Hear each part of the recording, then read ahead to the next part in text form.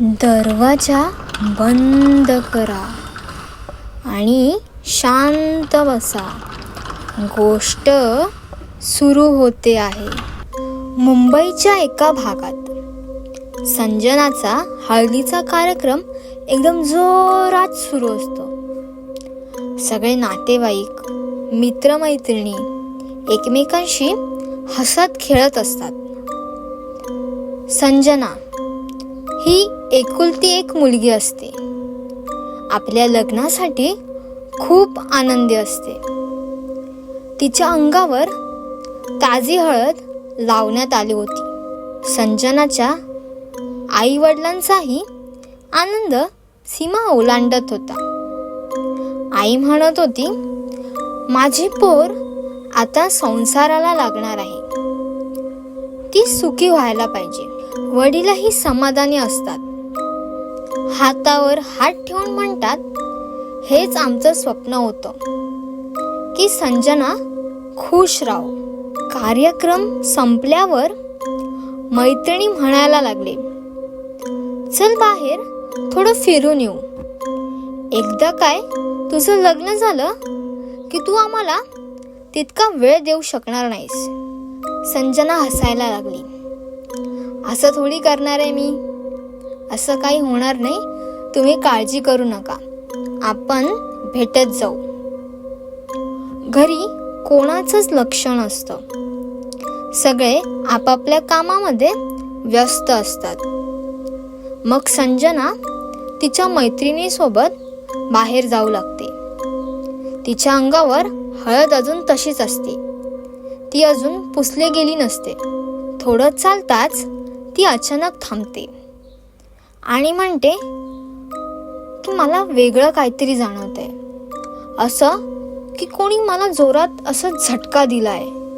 मैत्रिणी हसू लागतात आणि म्हणतात, काय तू काय पण सांगते, असं काही कधी होतं का? पण संजना म्हणते, मला बरोबर वाटत नाहीये. आपण घरी जाऊया. तिला आणि तिच्या मैत्रिणींना गेट बाहेर आतमध्ये येताना बघून तिचे बाबा तिला ओरडतात आणि म्हणतात, तुला समजत नाही का?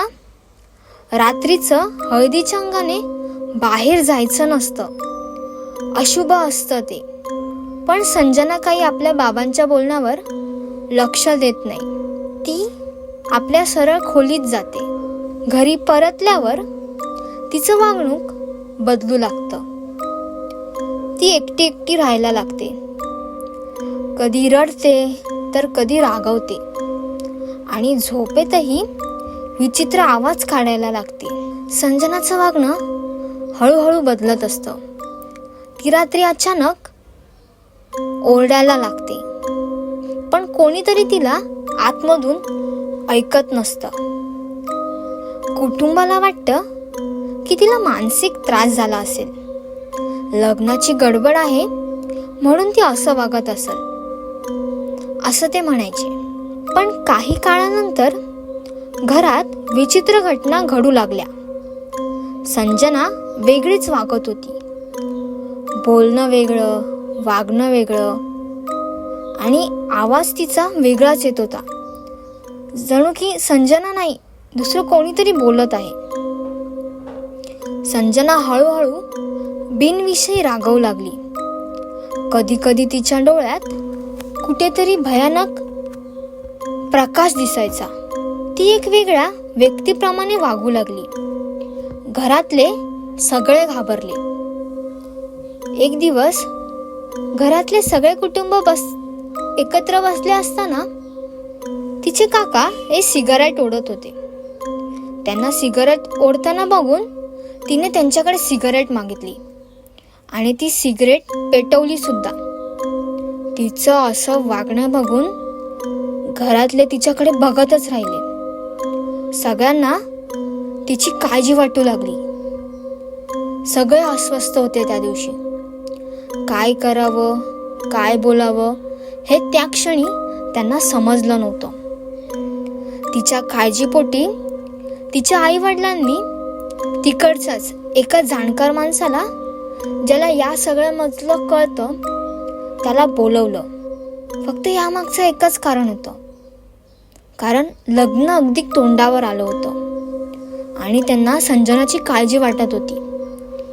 पण वागणं हे तिचं असं चालू होतं. संध्याकाळी तो माणूस आला आणि जसं पाय ठेवतो तसं संजनाकडे बघून म्हणाला, हा भूत खूप जुना आहे आणि तेवढाच शक्तिशाली सुद्धा. तो तुझ्या कुटुंबासाठी आणि संजनासाठी खूप धोकादायक आहे.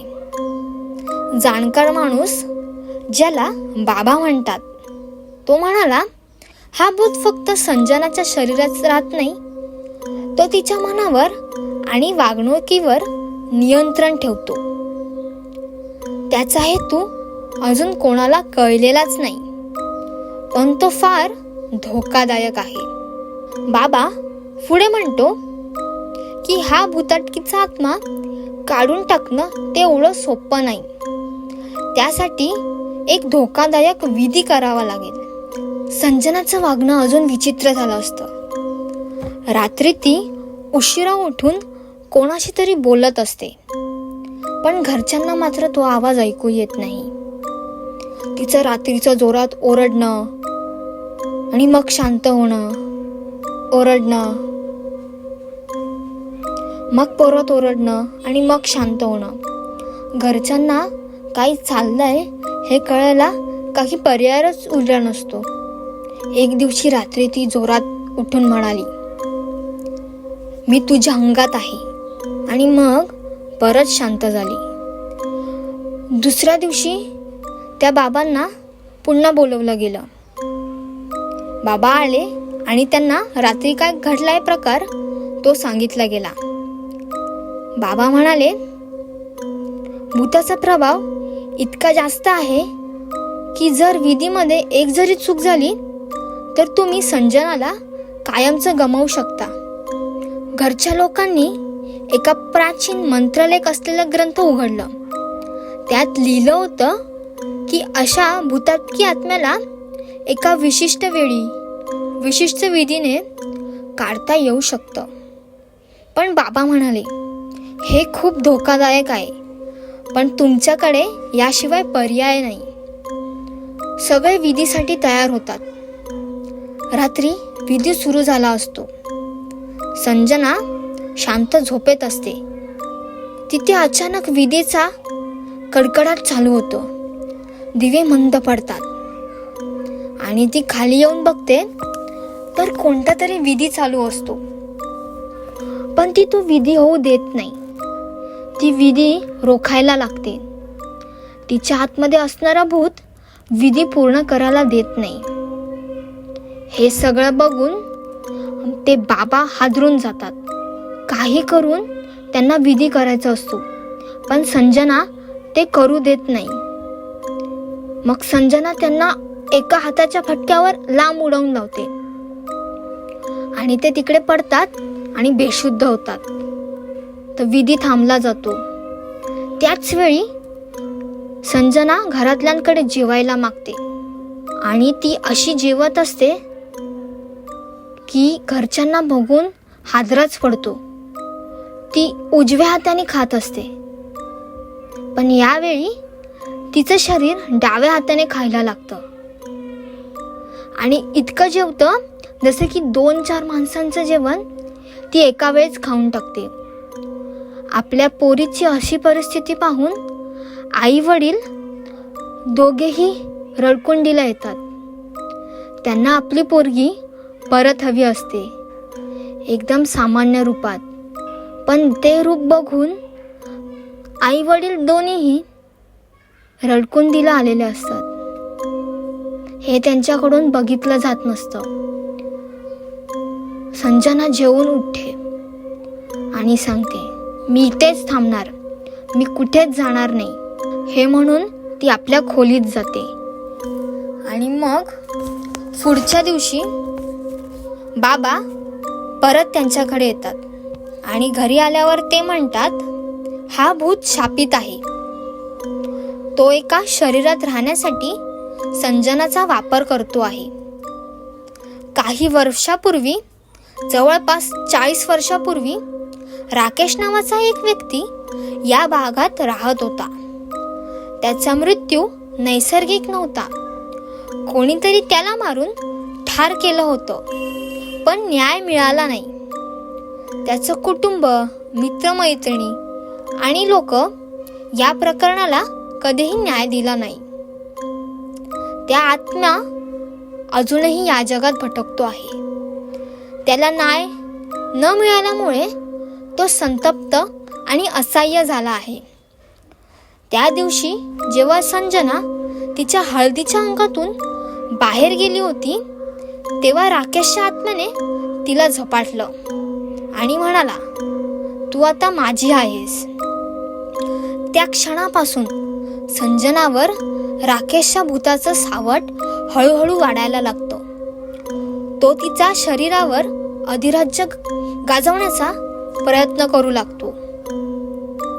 संजना जसजशी भूताच्या प्रभावाखाली येत होती, तसतशी तिचा आवाज, तिची वागणूक आणि मनोवृत्ती पूर्णपणे बदलत चालली होती.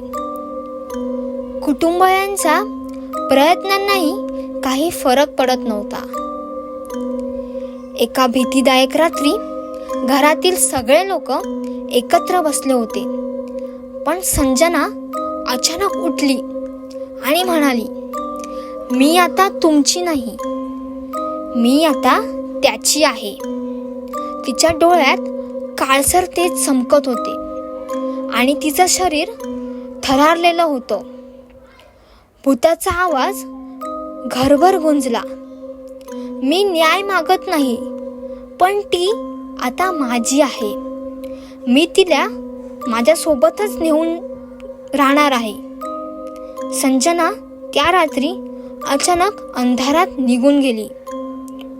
कोणीही तिला पुन्हा कधीही पाहिलेलं नाही. म्हणूनच म्हणतात, हळदीच्या रात्री त्याच अंगाने कोणी बाहेर गेलं तर ते जायचं नसतं, ते अशुभ मानलं जातं. आणि बाहेर गेलात तर ते भूत मागोवा घेतो आणि तुम्हाला कधीच सोडत नाही.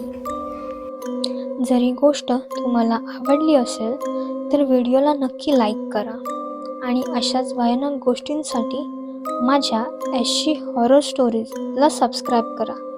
पुढच्या रात्रीच्या थरारक प्रवासासाठी भेटूया.